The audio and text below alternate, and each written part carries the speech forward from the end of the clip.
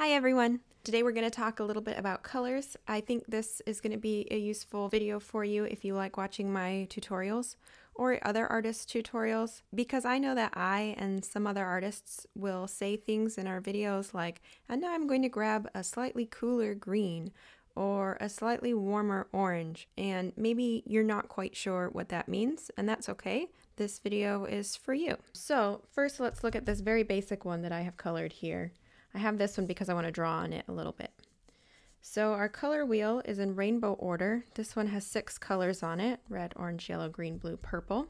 You might have a color wheel at home that looks like this. It's got 12 colors on it.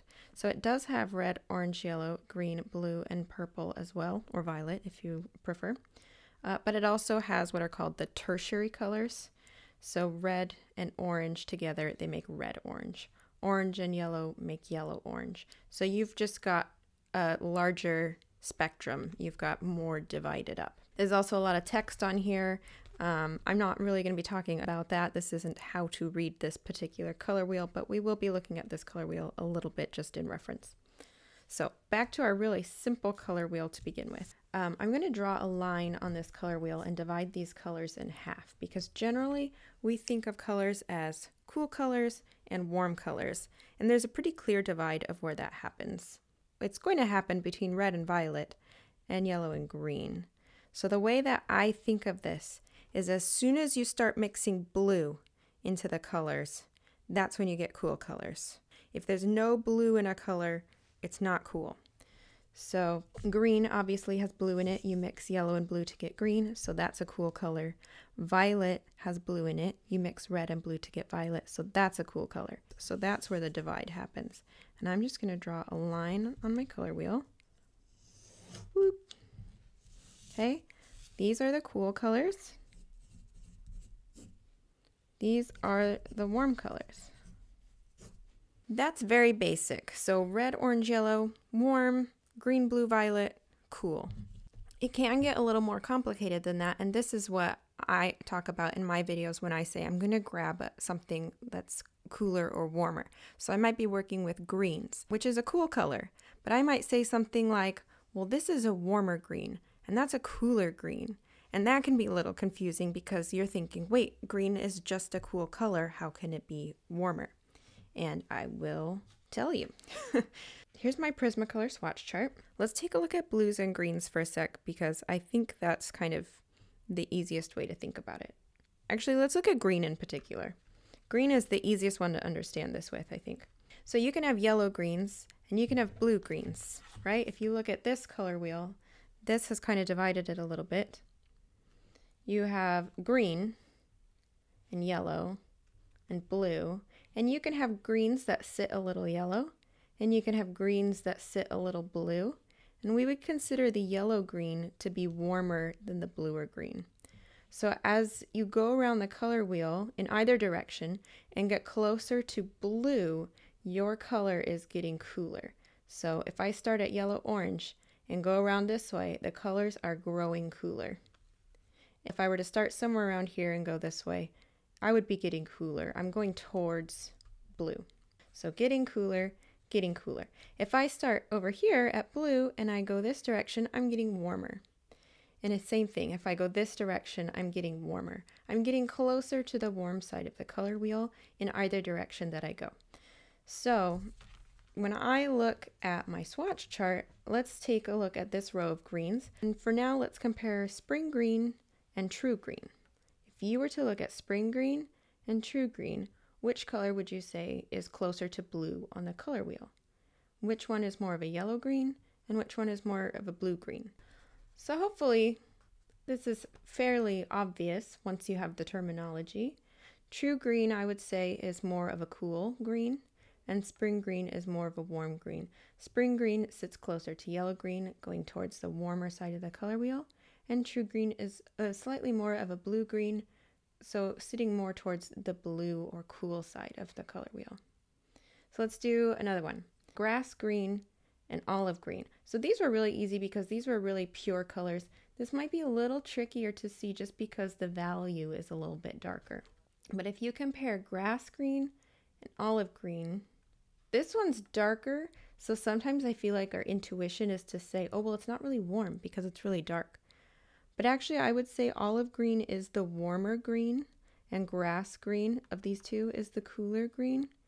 Because olive green, I don't know if you can tell, it's kind of yellowish. It's dark, but it is a yellow green. And so it doesn't matter the value, light or dark. It's just about, is it blue or is it not blue? Is it cool or is it warm? So olive green has kind of a yellow hue in it. It's kind of a brownish green. And grass green, you could only make this color by adding blue to it.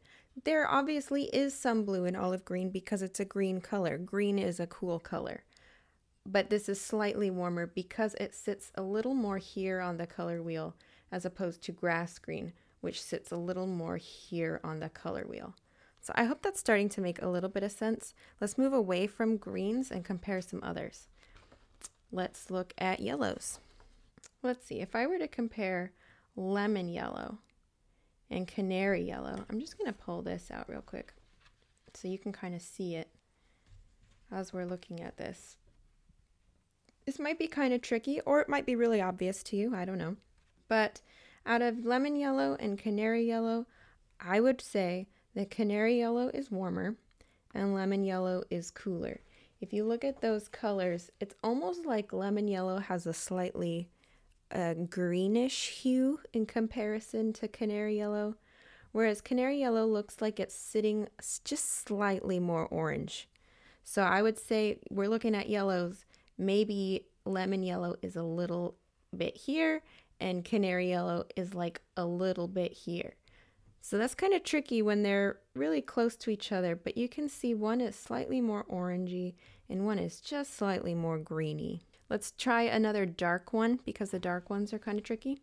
If we compare black grape, that's a really dark one, so it's going to be hard to tell. But black grape and dioxazine purple hue, those are both really dark. Hopefully you can see the difference on the camera. Black grape is a little more red than dioxazine purple hue. So dioxazine purple hue sits probably, if we look here, I'm just looking at the outside color as I do this also, just pay no attention to in here. But dioxazine purple hue sits probably, I don't know, maybe here-ish. And the black grape is probably closer to here-ish. It's obviously a darker version than what's on here. But you can see, hopefully, in the camera that it is slightly more red. So this is warmer, this is cooler. They're really dark. It's really hard to tell. Something like that isn't going to make a huge difference in a coloring page, but it can make a slight difference, and being able to tell them apart is a good skill to have. Scarlet Lake and Crimson Lake. Crimson Lake is slightly more blue. It sits slightly more purple, so I would consider that one to be cooler. And then for grays, with Prismacolors, these are kind of giveaways because they're named warm gray, cool gray. It's the same thing with Polychromos. A lot of pencil lines and just pigment lines in general that have grays, they will have warm grays, cool grays. Prisma also has the French gray. So let's compare all the grays. We'll just take all the ones that are at 30%. So we have warm gray 30%, cool gray 30%, and you can see this one feels a little more blue than this one. And then we also have French gray 30%, and I would say that that's the warmest one of all, right? If you compare the warm gray and the French gray, this one feels like it has more blue in it. This one's kind of a little more yellowy. It's more warm. This is more blue. This is way more blue. So hopefully that's helpful now. Let me show you a page that I'm working on right now. So this is in Hannah Carlson's newest book. This is Tales from a Witch's Cottage. So I have two different variations that I went with as far as color combinations go. I have one that's slightly more blue and one that's slightly more green. But in general, as I chose these colors, I wanted highlights that were warmer and shadows that were cooler.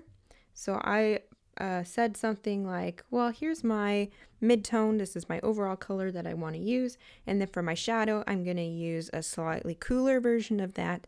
And for my highlight, I want to use kind of a lighter but warmer color. You'll see which colors I used in that video. I'm not going to go through that now, but that's the type of thing that I would say in a tutorial that hopefully makes a little more sense in the context of what I've just kind of shown you. I'll show you a color combination so you can see it in real action. I guess I'll just color a sphere, and I want my sphere to be pink. Okay, so I'm going to choose kind of just the overall pink color that I want. I could look at hot pink, I could look at pink. Hot pink's a little cooler, pink's a little warmer. That doesn't really matter right now. I'm just deciding what do I want the overall color of that sphere to be. I'm going to go with regular pink just because I like it. The fridge came on. So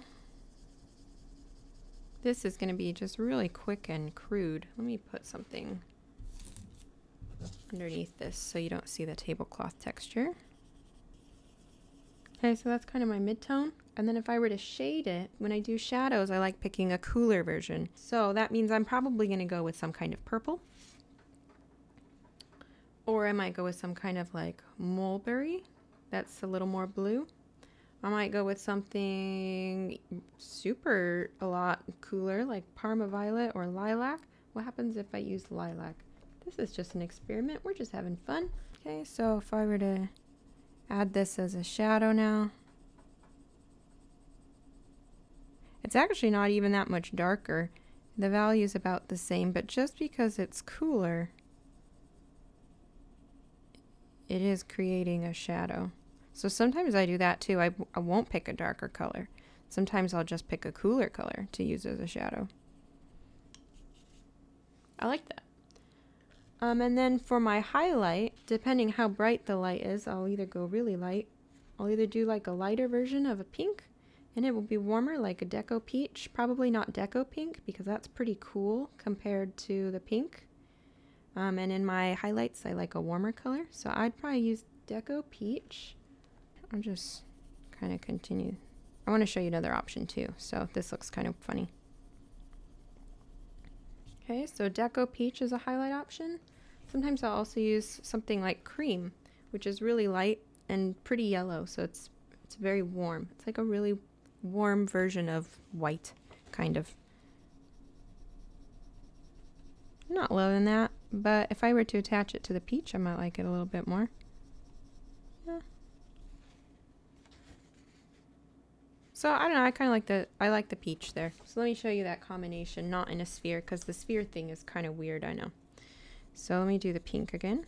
I'll just do this as kind of a, like you would see on a combination chart. So that was pink and lilac.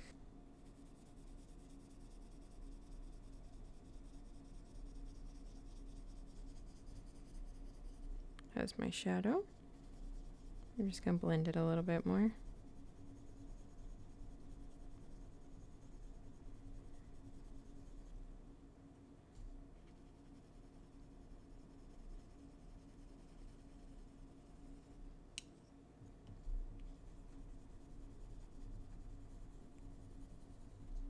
And then I will use the Deco Peach as a highlight color.